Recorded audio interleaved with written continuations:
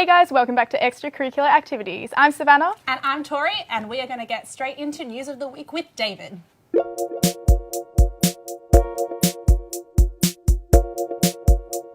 Thanks guys, and to kick things off, needles and fruit, hardly a pretty combination. A mother in Gladstone found a needle in a strawberry this Tuesday after purchasing an Obsession strawberry punnet from a Woolworths store in Kirkwood.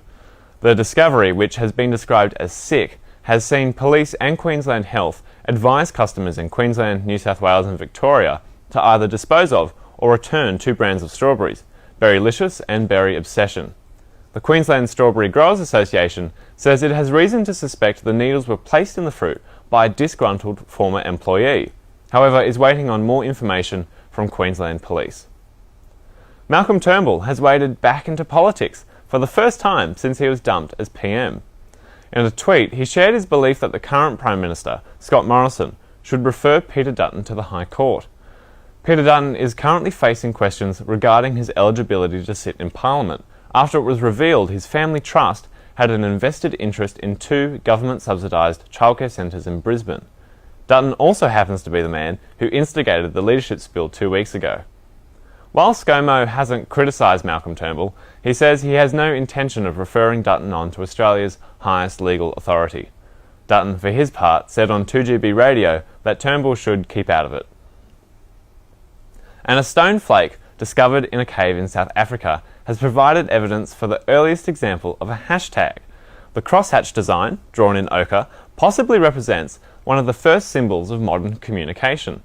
Up until now, our earliest evidence for such communication dated back to only about 40,000 years. This discovery has pushed that timeline back to about 73,000 years ago. Turns out Twitter was a long time in the making. And on that note, back to you guys. I have to say, the thing about the strawberries scares me a little bit because they're my favourite fruit. A little bit scary. Next up, we have a field report about the Red Bull basement at UOW. The first ever Red Bull basement event hosted at the University of Wollongong was held today, with the aim of exposing participants to the field of technological social innovation. The event will inspire UOW students to embrace social entrepreneurship, as well as technological challenges. This is the first time Red Bull Basement University has been brought to Australia, and we're hosting a launch event here to hopefully encourage a whole bunch of UOW students to enter into the program and see what ideas they can come up with to solve a problem on campus. Guest speakers Ken Konchesky and Paul Hellier believe that technology can create meaningful experiences that can also move us towards a more sustainable future. I think events like this are really important to get, once again, just a really good insight into what's happening in life after university and what people are doing that they're passionate about, and trying to stir up that emotion in the audience to see what they're passionate about and to really go down that path of giving 100% of themselves to whatever it is that they're passionate about. The Red Bull Basement aims to offer the tools, knowledge and mentoring to bring any idea to life with the goal of problem solving with technology. UOW students have the chance to take their ideas to the forefront of social innovation at an international conference in Berlin later this year. Bernadette Clark, UOW TV, Multimedia. Gee, that Marvin's a character, eh? So are you, Tori. And next up, we have Are You OK Day that's happening right now on campus. Are you okay, Tori? Yeah, I think I'm pretty good. You're looking pretty good. Here on the Duck Pond lawn for Are You OK Day, a national day to start a conversation about mental health. We've had lots of people come and write varying messages, tips that they've taken from their own personal experience. I guess we're really trying to encourage people on campus to stop and take time out to actually check in and ask their friends and other people in their life, are you okay? And if that person isn't okay, then it's a great opportunity to give people the confidence, some resources and some skills to then be able to connect people with ongoing help and support. Now a little bit more on mental health. We have an interview with Professor Lorna Moxham from Recovery Camp.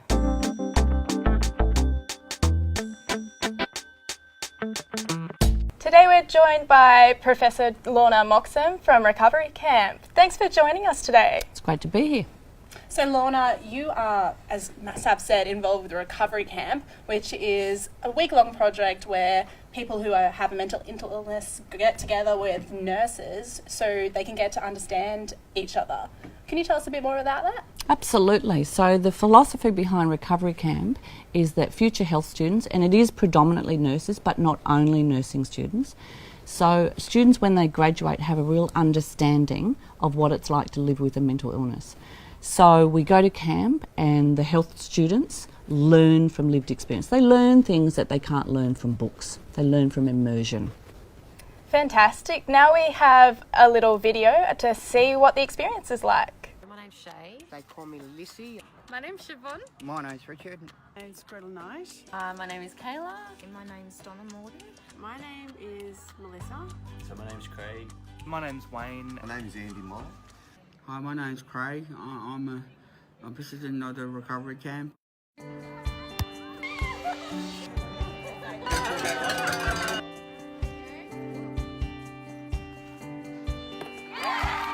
What brought me here to the camp? This was about getting to know people with a lived experience of mental health.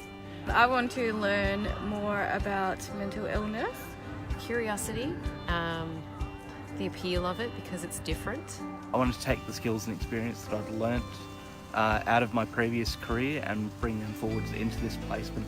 This gave me the opportunity to experience a different approach to mental health. The atmosphere and the people that you get to know, it's very different here to working inside a hospital. I've been wanting to get to know how people live with a mental illness. Whoa.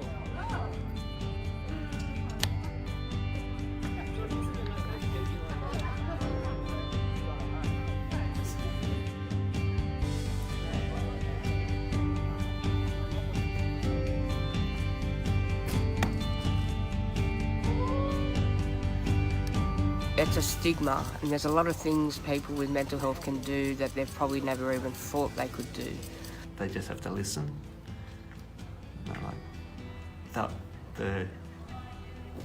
The person will tell you what the problem is, and it's you just have to listen.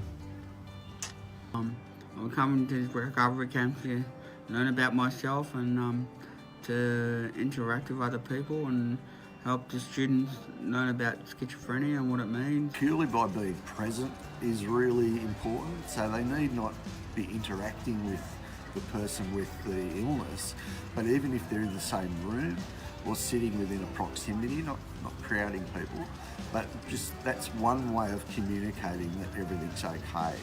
People with mental illness have been vilified, we've been characterised for years. And I just want the nurses, that the students have a better understanding that, okay, yeah, the volunteers may have a mental illness, but we're still human.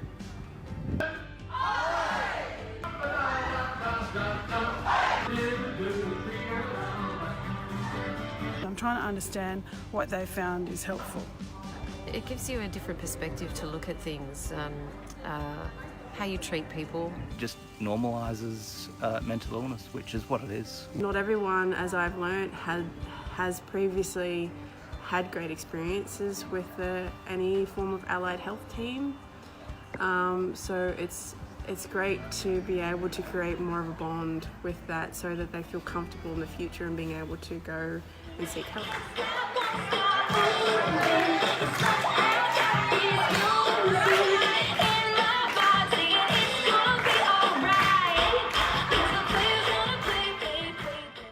So that looked like a really full-on week. Can you tell us what it's like to be involved in the camp? It is a full-on week. The week, how would I describe the week? I'd describe the week as tiring, exhilarating, exhausting, but most of all humbling. You really get to know people, and the representation of otherness that we often see, that we certainly see in textbooks and that we see in the media, all of that's broken down. So having that exposure, having that immersive time with people, you really get to know them, and that's where the learning really happens, and that's when the magic happens. Yeah, so mental health tends to have a bit of a stigma. Do your nurses that come in tend to have a preconceived idea of what they're going to get? Absolutely. So you're spot on. I started my nurses training in 1980, and the biggest issue for people with mental illness back then, and that's a fair while ago, was stigma. 2018, and it's still the same issue. So when the students arrive on Monday, they're petrified usually. They have all the preconceived ideas. They have all the stigmatising ideas that they see on television, social media. And then after a couple of days they realise, oh, so-and-so, just a person. Yes, they may have schizophrenia, yes, they may have bipolar, but it's not the illness that defines the person. That's just a part of them. And that's when they really start to understand. And by the end of the week, they have much more normalising attitudes and much less stigma. And we've put a lot of research in it. So we've got empirical data now to prove that when students come in, they have stigmatising attitudes, but by the time they leave at the end of the week, those stigmatising attitudes have actually reduced. So what actually happens during the week to help reduce this stigmatising attitude? That's an interesting question, because a lot of people will see the footage of camp and think it's some kind of retreat and we go off and do these, wild activities, and we do that. But the activities we do, like you saw on the video, the flying fox and the giant swing, they're the conduit to building trust. When you've built trust with someone, you can make a rapport. When you've got a rapport with someone, you can have a therapeutic relationship. So the underpinning premise of mental health nursing is having a therapeutic relationship. We know that's really important, and that's based on trust. So those activities help form the trust, help form the therapeutic relationships. And when you've got that with a consumer at camp, or the students have got it with each other through those supportive activities, that's when people open up and really start to tell their stories, deeply personal stories, to students, almost perfect strangers really, and that's when students really start to get it, to understand, because they've developed those relationships. And that's why we use those activities in a therapeutic recreation program, a specialised program, to enable the development of a therapeutic relationship. And Lorna, do people volunteer for this? Do patients volunteer? Or, people who have a mental health issue, do they volunteer? And do the nurses volunteer, or do they have to pay? How does it work? So the consumers who we take, who we do call volunteers, have to be living in the community, have to be over 18 and currently not an inpatient, and they do volunteer. So most of the people who we take come from non-government organisations, Flourish, New Outlook, places like that. Students, it varies. So predominantly we take nursing students, and they have to do 800 hours of clinical placement, mandatory. Some of those clinical placements have to be a mental health clinical placement. Now that may be in a hospital, it may be in a community centre, or it may be recovery camp, which isn't clinically focused. So, but they choose to come. They usually put in an expression of interest. So we're now offering it, it's seeded at the University of Wollongong, that we're very proud of, but now we're offering it to 7 other universities around New South Wales and interstate. So students do pay, but it's their universities that pay. Consumers come, and it's subsidised for them. Yeah. Well, Lorna, thank you very much for the chat. I'm looking forward to hearing more about Recovery Camp in the future. Thank you. Now it's time for our all-time favourite segment, Culture Vulture, which this week I was covering.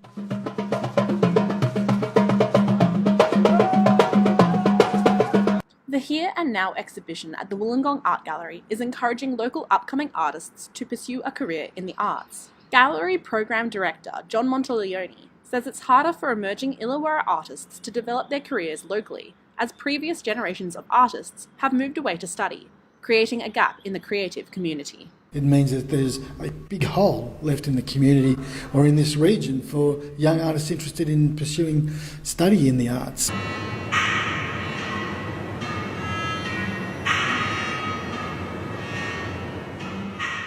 The Here and Now exhibition is a contemporary theatrical installation that shows the talent of 8 young artists with a connection to the Illawarra who've gone on to successful careers. India Mark's been shortlisted in the Archibald Prize. Jessica Cochrane's working in London. Mr. Monteleone says these achievements show that local artists can pursue a successful career within the arts from within the Illawarra region. If you have that passion, that drive and that commitment to the arts, there are opportunities available to you. If you already haven't heard enough about mental health, we have another Pop the Question about relieving stress.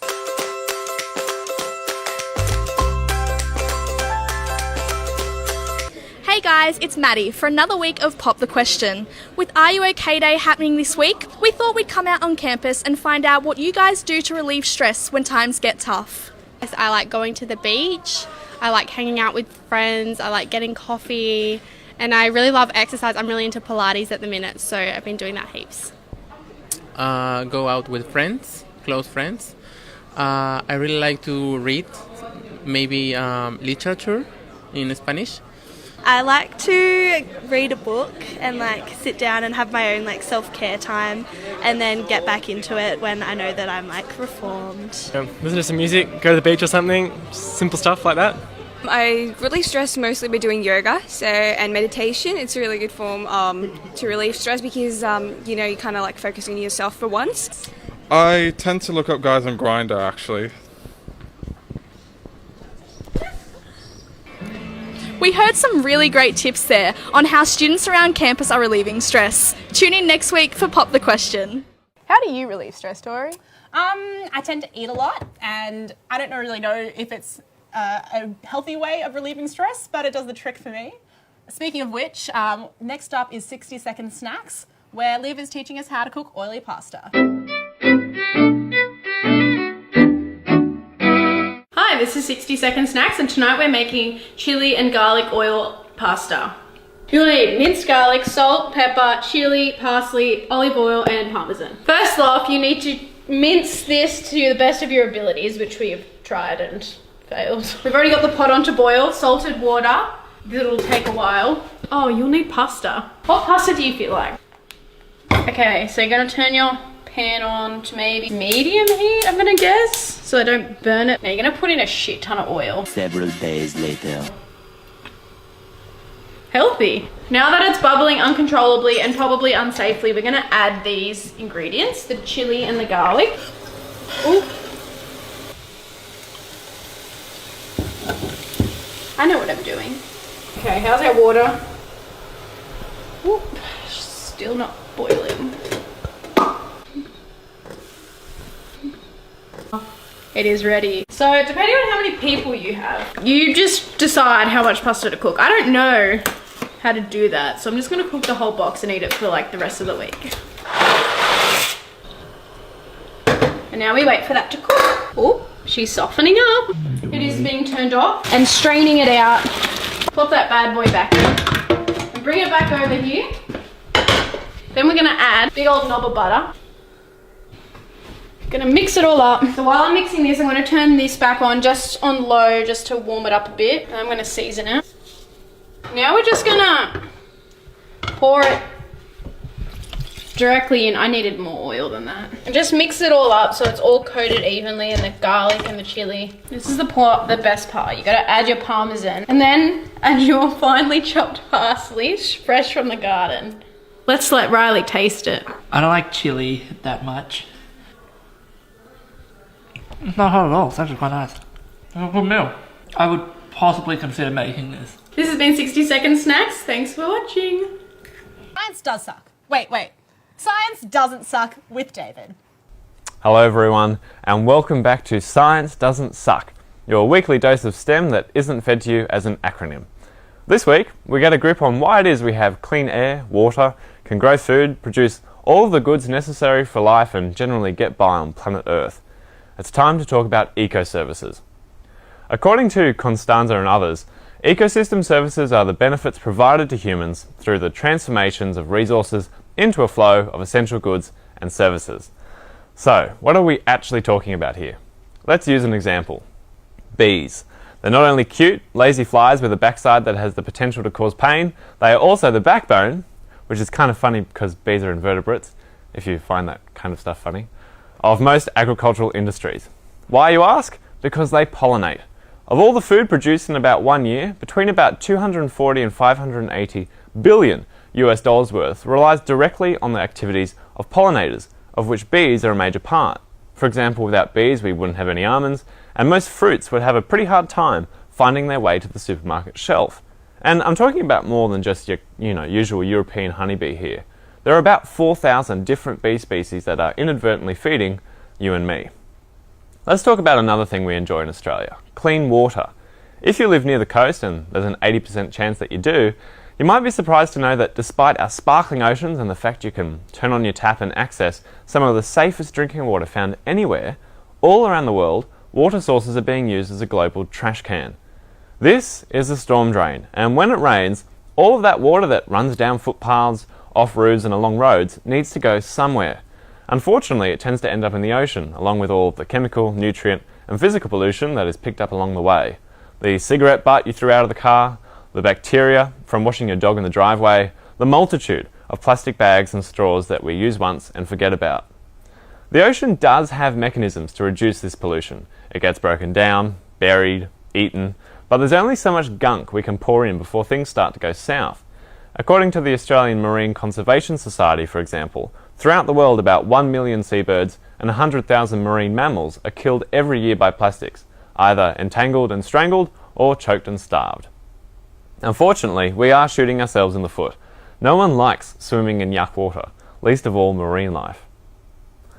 The ocean isn't the only source of water, however. This is Warragamba Dam, the source of drinking water for 3.7 million Sydney-siders and those living in the lower Blue Mountains. Now, the water quality of the dam is pretty good, but I guess we had better watch where all our rubbish, household and otherwise, ends up. And what drives eco-services? What actually allows them to function? It's biodiversity, that big word that's being used more and more, and what we as a species tend to aggressively reduce with every passing year. But let's leave that for next week. See you next time. You know what else doesn't suck? Riley's life advice. Unless you follow it.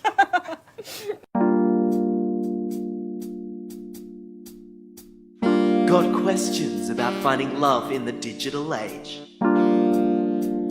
There's only one person to ask. Dear Riley.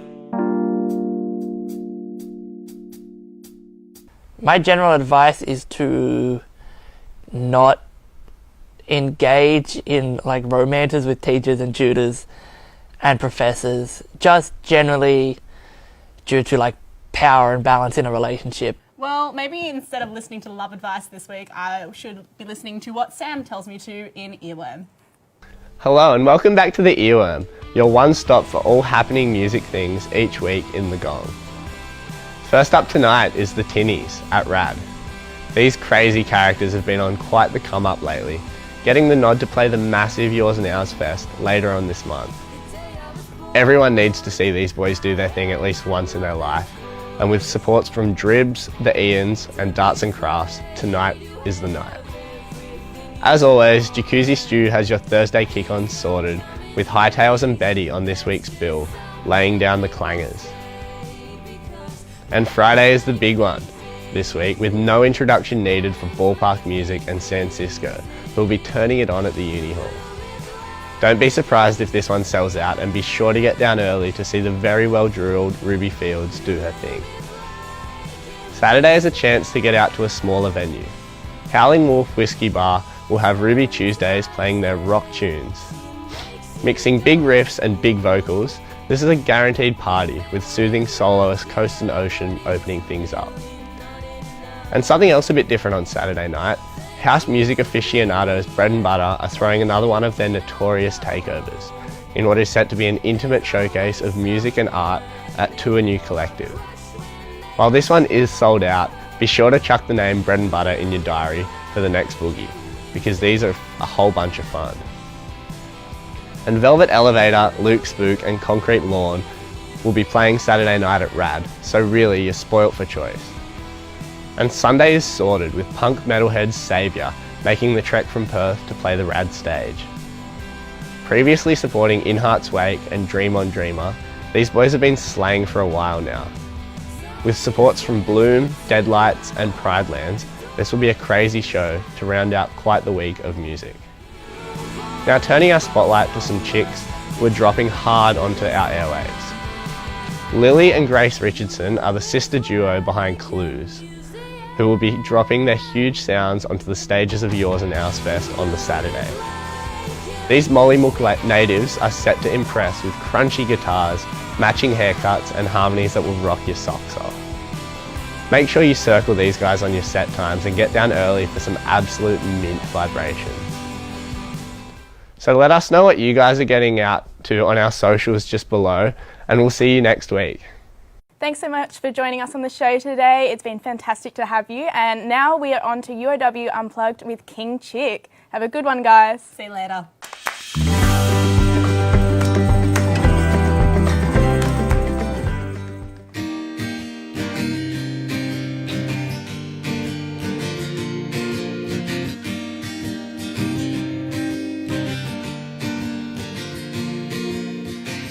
Stuck in traffic in the city, these terrace houses are falling apart. I think of all the people living here, paying way too much for a one-bed apartment. Take a photo of the sunset with a blurry camera on a broken phone. I can feel you from the driver's seat, watching me when you should be watching the road. We sat in the back of your car at some beach we didn't know. Fell asleep listening to whatever song was on the radio.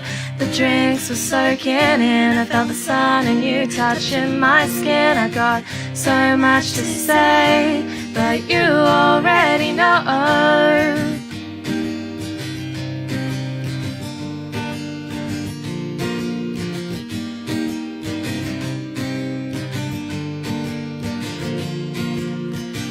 Pretty quiet for a Friday, there's not much happening in this town. We just want to get something to eat, but all the shops have already closed down. Open up another bottle, settle in to watch the water. I don't know where this is going, but it's everything I've ever wanted. We sat in the back of your car at some beach we didn't know.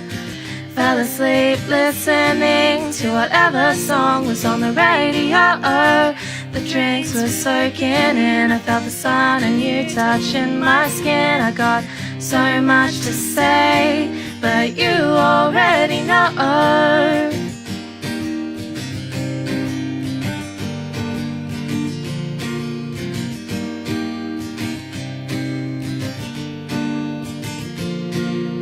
No one else around here, the stars are clear tonight. I'll happily be tired to stay up with you all night. I don't have any questions, but you get the answers right. When we wake up in the morning, it'll be my turn to drive. We sat in the back of your car at some beach we didn't know. Fell asleep listening to whatever song was on the radio. The drinks were soaking in, I felt the sun and you touching my skin. I got so much to say, but you already know.